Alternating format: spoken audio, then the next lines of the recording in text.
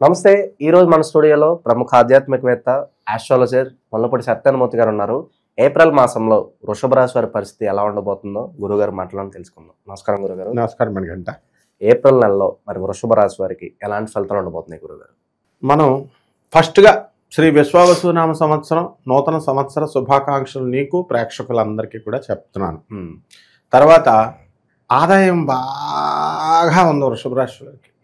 దుమ్ము దులిపేస్తారన్నమాట. సేవింగ్స్ కూడా బాగా చేసుకుంటారంటారా? సేవింగ్స్ లేవు, మళ్ళీ ఖర్చు పెడతారు. అంటే 14 వచ్చేసింది ఏకంగా.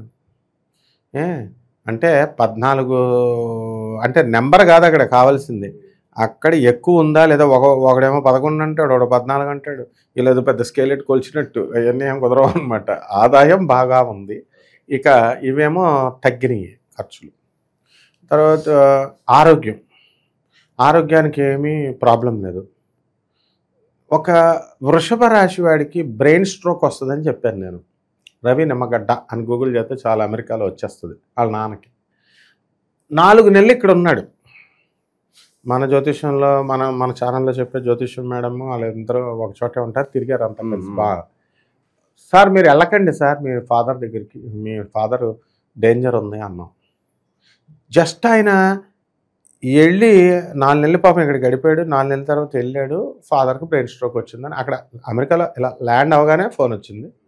పాపం 10 రోజుల్లో మా తమ్ముడు వస్తాడులే సార్ లండన్ నుంచి అన్నాడు. బాగా బలిసిన పార్టీలే అన్నాడు. వాళ్ళ తమ్ముడు వచ్చాడు, చూశాడు. కానీ ఏలినట్స్ అని వదలదు ఆయన, కొట్టేసింది. My dad passed away at 12:20 AM అని పెట్టాడు. నాకు జాలేసింది. అంటే అప్పుడు మళ్ళీ పాపం అమెరికా నుంచి మళ్ళీ రావాలి. నేను అది ఊహించి నాసా రిపోర్ట్స్ని బట్టి మనం అబ్జర్వ్ చేస్తాం కాబట్టి ఊహించి వద్దు సార్ ఇంకొక నెల ఉండండి అన్నాం. ఎందుకంటే కాస్త తెలివైనడు ఎవడైనా సరే మార్చి 29న షష్టగ్రహ కూటమి వచ్చింది. ఆ షష్టగ్రహ కూటమిలో కొన్ని రాశుల వాళ్ళకి దెబ్బేసేస్తాయి అంతే. మనం సబ్జెక్టు పరంగా మనం జాగ్రత్తగా ఇన్డెప్త్ వెళ్ళి చెప్తే జనాలకు అర్థం కాదు. మామూలుగా రొటీన్గా చెప్పే వాళ్ళకి లక్షల్లో వ్యూస్ వెళ్ళిపోతూ ఉంటాయి.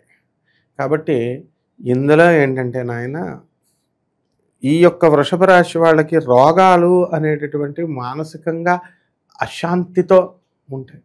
నరాల వీక్నెస్ బాగా ఎక్కువ వచ్చేస్తుంది ఈ వృషభ రాశి వాళ్ళకి. పిల్లలకి అప్లికేషన్ల సీట్ల కోసం ఈ రకరకాల టెన్షన్లు, భార్య కొంచెం పుట్టింట్లో మాట పట్టింపులు వచ్చి ఆస్తులు కొంటారు. వీళ్ళు అసలు కొన్నప్పుడు భార్య తరపు వాళ్ళు కట్నాలు అవి ఇస్తానంటారు కదా, అవన్నీ కూడా తీసుకురమ్మని చెప్పేసి అడుగుతారు. అడిగితే ఆవిడేమో పాపం పుట్టింటోళ్ళని అడగడానికి సిగ్గుపడద్దు.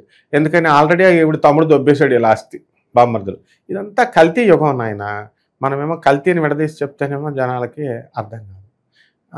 అయ్యో ఎక్స్పెక్ట్ చేస్తారు. అంటే రాశి ఫలాలలోనే అప్పుడు వీళ్ళు కట్టేదంతా నేల టికెట్ 2 రూపాయలు. మేము సినిమాకి వెళ్ళేవాళ్ళం అప్పుడు. గజ దొంగ ఎన్టీ రామారావుది 2.5 గంటలు చెప్తున్నా సరే ఇంకా చెప్తే బాగుండు అని చూసేవాళ్ళం. అంటే మన ఎక్స్పెక్టేషన్ ఏంటి, 2 రూపాయలు ఇచ్చి ఇంకా ఎన్టీఆర్ ఇంకో 2 గంటలు చేయాలి అని. అట్లా చిన్నదాన్ని ఎక్స్పెక్ట్ చేసి రాశి ఫలాలు ఏమున్నాయి ఏంటి అలా చూస్తారు. మరి పర్సనల్గా మారండ్రా నాయన అని చెప్పేది మన ఎనరు. కాబట్టి అందరికీ డబ్బులు వచ్చేసేది సూపరు. రోగాలు కూడా మా కమ్యూనికేషన్ గ్యాప్. బుధుడు మనకి పాడైపోయాడు, మీనరాశిలో ఉన్నాడు కాబట్టి కమ్యూనికేషన్ ప్రాబ్లము అండ్ నరాల వీక్నెస్. ఇలా ఊగిపోతాయి చేతులు కాళ్ళు. బాగా తాగుతున్నాం ఏమంటే మాకు ఏం అవ్వట్లేదండి, నో సిగరెట్ స్మోకింగ్ అండి అంటారు. ఇలా చేతులు వణుకుతాయి. వయసులో ఉన్న వాళ్ళకి ఏం కాదు, వయసు అయిపోయిన వాళ్ళకి ఏమవుతాయంటే టెస్టికల్స్లో నరాలు ఉంటాయి వృషణాల్లో. అది నరం డాక్టర్ ఏమంటాడంటే ఫస్ట్ చిన్నప్పుడు ఆపరేషన్ చేసుకోకపోతే పెద్ద అయిన తర్వాత 50 అయిన తర్వాత ఇంక నువ్వు తట్టుకోలేవు నాయన, ఇంజక్షన్ ఎట్టి పొడిచేస్తాను, నీళ్ళు తీసేస్తాను అంటాడు. అంతకుమించి ఆయన ఏమంటాడు పాపం, లేదా ఆపరేషన్ చేయాలి. లేకపోతే అంటే అది కూడా అక్కడ నరం.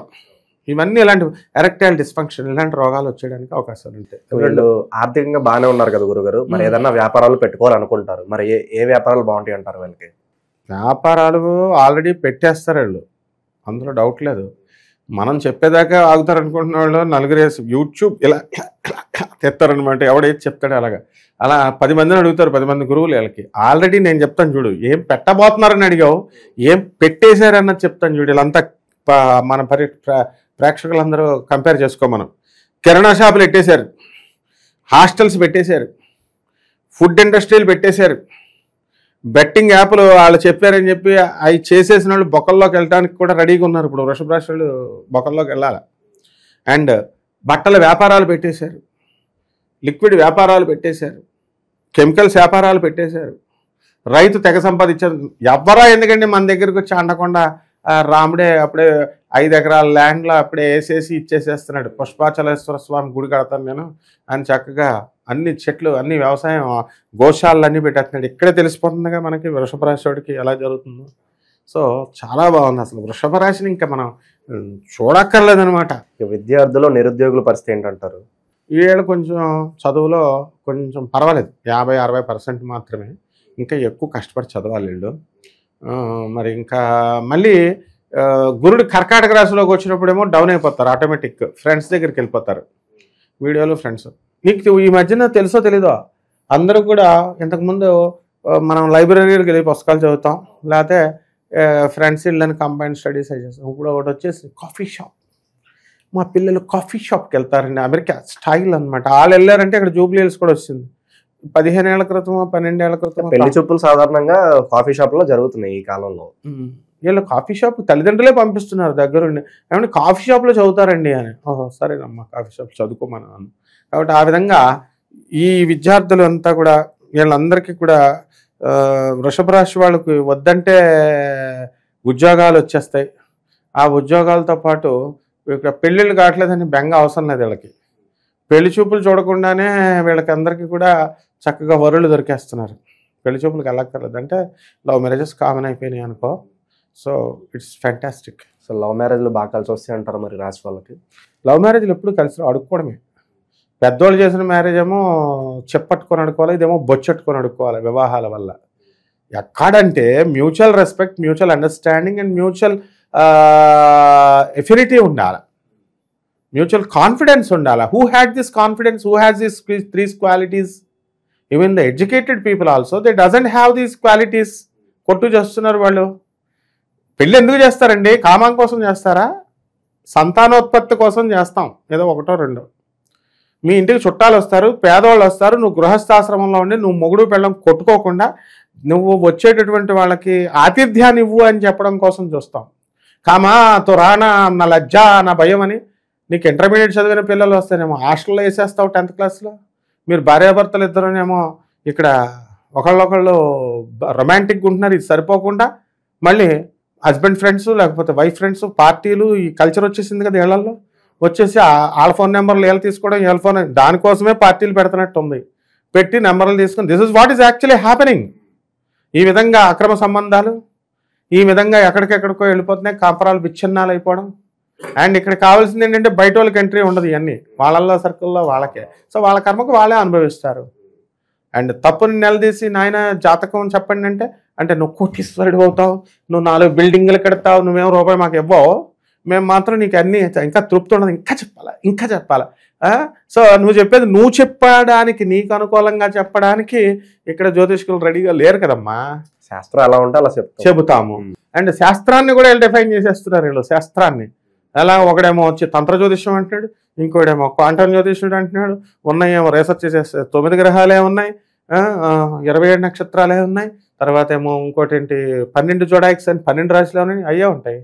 ఈ ఒకడొస్తాడు పనికిమాలినోడు, నా ఫ్రెండ్ ఆడు గోగినేని బాబు అని, ఆడొచ్చేమో 12 హాస్పిటల్లో పుడతారు పిల్లలు, లేకపోతే 9 నక్షత్రాలు 9 హాస్పిటల్లో పుడతారు. ఈ రాహుకేతువులు ఛాయాగ్రహాలు కదా, ఈ ఛాయాగ్రహాలు ఎఫెక్ట్ ఉంటాయా అంటే ఎఫెక్ట్ ఉంటాయో ఉండవో అవి మాకు తెలుసు. మా హీరో గోగినేని బాబు వస్తేనే అప్పుడు తోకలు ముడిచేసి పంతులంతా వెళ్ళారు. మళ్ళీ ఆయన దింపాలి నేను అర్జెంటుగా. ఎందుకంటే వీళ్ళందరికీ ఏంటంటే ఈ భూమి ఆ భూమి ఒకటేనా, ఈ చంద్రుడు ఆ చంద్రుడు ఒకటేనా. ఈసారి డిబేట్ ఇదనమాట. లక్షల సంవత్సరాల క్రితం పుట్టినటువంటి ఋషులు. It is not mythology. ప్రతి ఒడికి ఇది ఫ్యాషన్ అయిపోయింది, హిందూ మైథాలజీ. లక్షల సంవత్సరాల కోట్ల సంవత్సరాల క్రితం పుట్టినప్పుడు ఋషులు రాసిన భూమి, ఇప్పుడు మనం నివసిస్తున్న భూమి ఒకటేనా? ఒకటే అయితే కృతయుగం నశించినప్పుడు ఈ భూమి పోయిందన్నారు. మళ్ళీ ద్వాపరయుగానికి త్రేతాయుగానికి ఇవన్నీ ధ్వంసమైపోయినాయి, సృష్టి పునఃసృష్టి వచ్చేసింది అన్నారు. మరి ఆ భూమి ఈ భూమి అని ఒకటని ఎలా చెప్తుంది ప్రాచీన జ్యోతిషం? దీని వైదిక జ్యోతిషం, వేదిక శాస్త్రాలజీ అని పిలక పట్టుకున్న పంతులు ఆడవాళ్ళు కూడా వచ్చేసారు ఈ మధ్యన. దర్ ఆల్ క్రిటిసైజింగ్ క్రిటిసైజింగ్ మనకంట. అందువల్ల జ్యోతిష శాస్త్రం అనేది పరమ పవిత్రమైనది. ఋషులు చాలా మంచోళ్ళు, అన్ని క్లియర్ కట్గా రాశారు. మోడర్న్ సైన్స్ ఎక్స్ప్లోర్ చేస్తోంది మాకు. కాబట్టి ఈ వృషభ రాశి వాళ్ళు తిరుగులేదు, సైంటిస్టులు అయిపోతారు అంతా కూడా. అయితే గురుగారు చాలా కాలం నుంచి ఈ కోర్టు సమస్యలు కావచ్చు, పోలీస్ స్టేషన్ చుట్టూ తిరుగుతూ ఉంటారు కదా, మరి వీళ్ళ పరిస్థితి ఏంటంటారు వృషభ రాశి? గుడ్ క్వశ్చన్ మనకంట. But you should ask another also. You should not support this bloody fools. ఎలా అంటే ఎవరైతే తప్పులు చేసి, ఇప్పుడు కోర్టు కేసులు ఎందుకు వస్తాయి మనకంట? ఎవరినన్నా మోసాలు చేసేసి వాళ్ళ కబ్జాలు చేసేస్తే వస్తాయి. ఎవడైనా అవతలడి డబ్బులు దుబ్బేసి చీటింగ్లు చేసేసి కడుపులు చేసేసి పెళ్ళిళ్ళు చేసుకోకపోతే కేసులు వస్తాయి. ఎక్కడో పాపం 1% అమాయకులు నష్టపోయిన వాళ్ళు ఉంటారు, వీళ్ళ భూములు వాళ్ళు దొబ్బేసి. అలాంటి మహానుభావులకు మనం చెబుదాం. ఇలా పోరంబోకులు అవతల దొబ్బేసిన వాళ్ళు కోర్టు కేసులు అయిపోతే ఏమేస్తారు? ఈ 1% ఎవరైతే ధర్మంగా న్యాయంగా ఉన్నారో, ఇన్నోసెంట్స్ ఉన్నారో వాళ్ళకి న్యాయం చేస్తారు, జరుగుతాయి. అందువలన ఇటువంటి బ్యాచ్ ఉంటుంది కదా, ఈ బ్యాచ్ అందరికీ కూడా యముడు చిత్రగుప్తుడు రెడీగా పెన్నట్టుకుని ఉన్నాడు. కాబట్టి టెంపరీగా ఆనరబుల్ జడ్జెస్ అంటే ఏంటి? జడ్జెస్ వాళ్ళు ఈజీగా కనిపెడతాడు, వీడు కబ్జా చేశాడు, వీడు కనిపెట్టలేదని వాళ్ళు చూసుకుంటారు. మనం ఈ 1% అమాయకులను చూద్దాం, వీళ్ళకి ఏం కాదు. ఈ రాశి వాళ్ళకి పర్టికులర్గా శత్రువుల నుంచి ఇబ్బంది ఏమైనా ఉందా గురుగారు? వృషభరాశి జీవితాంతం శత్రువులే. ఎందుకంటే కృష్ణుడి పాపం వృషభరాశిలోనే పుట్టాడు, శత్రువులే శత్రువులు. ఆయన జరాసంధుని చేసి పారిపోయాడు. పాపం ఏం చేస్తాడు? పారిపోవడం అంటే తొడ తీయించేశాడు తర్వాత, అది వేరే విషయం. వృషభరాశి వాళ్ళు అంత కృష్ణులు కాలేరు కదా నాయన, దాక్కోక తప్పదు వృషభరాశి వాళ్ళు. అయితే గురుగారు ఆర్థికంగా బాగానే ఉన్నారు, కానీ మిగతా విభాగాల్లో కాస్త ఇబ్బందులు కనిపిస్తున్నాయి కాబట్టి మరి వాటిని పారద్రోలడానికి మంచి రెమెడీస్ అని ఉంటే చెప్పండి. మరి ఫ్రీ రెమెడీస్ కావాలి జనాలకి. అందుకని వీళ్ళకి అందరికీ కూడా వృషభ రాశి వాళ్ళకి ఏమిటి ఉంది అని అంటే, మనకి కేతు ఉన్నాడు కదమ్మా, కేతు బాల. అందుకే కేతు జపం చేసుకోవాలా, కేతు స్తోత్రాలు చదువుకోవాలా. కేతువుకి కిలోంపావు ఉలవల్ని తర్వాత చిత్రవర్ణం అంటే మల్టీ కలర్డ్ వస్త్రాలను ఇచ్చి పేద బ్రాహ్మణులకు 6గురికి ఇవ్వాలి. ఒక అమ్మాయి ఉంది కర్ణాటకలో, ఒక అమ్మాయి, పిచ్చి అమ్మాయి అనమాట. నువ్వు ఇచ్చావా పంతులు? నువ్వు చెప్తున్నావు నేను ఇవ్వను, ఆ శని పేరు నేను ఎత్తను అనేది. ఇవ్వాలి, 6 పేదవాళ్ళ పంతుల్ని చూసి ఇవ్వాలి. జ్యోతిష్యం చెప్పే పంతులు ఇవ్వక్కర్లేదు. ఎందుకనంటే అడిగేవాడికి చెప్పేవాడు సమస్యలు ఎవరైతే ఉన్నారో వాళ్ళే అది అర్థం చేసుకోవాలా, అది అర్థం చేసుకోవాలి. అంతేగాని ఫలితం కావాల్సింది మనకి, ఇవ్వాల్సింది మనము. జ్యోతిష్కులు ఎందుకు ఇస్తారు? That's a very good question. కాబట్టి మనం చక్కగా కనీసం ఒక్కళ్ళకైనా సరే దానం చేసుకోవాలి. ఆ తర్వాత చక్కగా ఉలవ చారు కాసి పెరుగు కాసి పేదవాళ్ళకి బంతి భోజనాలు పెడితే బ్రహ్మాండంగా ఉంటుంది.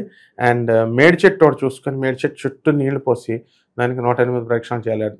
అరే నీళ్లు కూడా పోయిరే చెట్టుకి ఉత్తుత్తి ప్రదక్షిణాలు చేసేస్తారు అంటే మనదేం డబ్బులు అవ్వకూడదు, అవతలే అయిపోవాలి. అది ఆ సైకాలజీ మారితేనే ఈ నవగ్రహాలు ఆదిత్యాయ చ సోమాయ మంగళాయ బుధాయ చ గురుశుక్ర శనిభ్యశ్చ రాహవే కేతవే నమః వాళ్ళు మాత్రం అప్పుడు హెల్ప్ చేస్తారు. సో ఓవరాల్గా ఏప్రిల్ మాసంలో వృషభ రాశి వాళ్ళకి ఎలాంటి ఫలితాలు ఉంటాయి మీ మాటలో చాలా అద్భుతంగా వివరించారు గురుగారు. ధన్యవాదాలు.